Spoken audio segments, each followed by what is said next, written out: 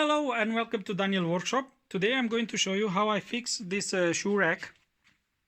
I don't know if you have the same. It has here like a piece, I can call it, which is fixed with this. But because of the weight of the shoe rack itself, it got broken there. So first things first. I said to myself, okay, no worries. I'm going to replace it with another support. So I went to the shop. Of course, they have different one. So different one didn't match my one, my existing support. So I went to the second shop. Nothing there. So I went to the third shop and I found one which is similar. So I was very happy. Put it back, but 2 months down the road, broke again. So I said to myself, no, this is not good. Of course, first I told my wife, you put too many shoes in the rack and you broke it. And my wife said, no, there were only some slippers in it and nothing else. So yeah, but this is quite heavy. I mean, it has a lot of wood and it's only that part which is supporting all the shoe rack. So I said to myself, I need to find out a way on how to put this back and secure it. I thought first to glue it, but glue is not strong enough. So then I'm going to take it out and show you what I did, and then put it back and show you how it is. So like I said, the piece just broke there and it had a hole in it. So I thought myself, why don't I drill it all the way, put a screw there, and then fix it back. And that's what I did. And this is the 5th time that I do it. A 4mm screw with a countersink, because you want it flush with the surface. You drill it, you countersink it. See, I don't know if you can see it. It's countersink, and then goes in. And on the other side, a washer and a nut. Yes, a nut. Yeah, the nut. Yes, the nut. And then just fix it back.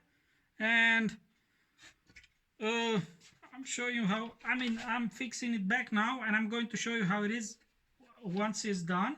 I mean, you already saw it, but just bear with me just a second. And like I said, this is the 5th one that I do.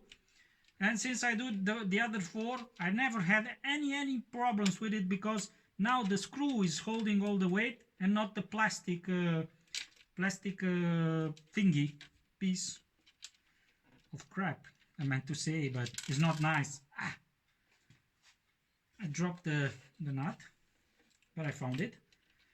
It's not easy to, because there is a small space there, but once you get it in, it's in.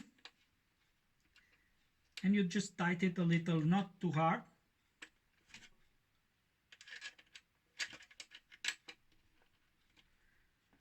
Okay, so let me show you how it is.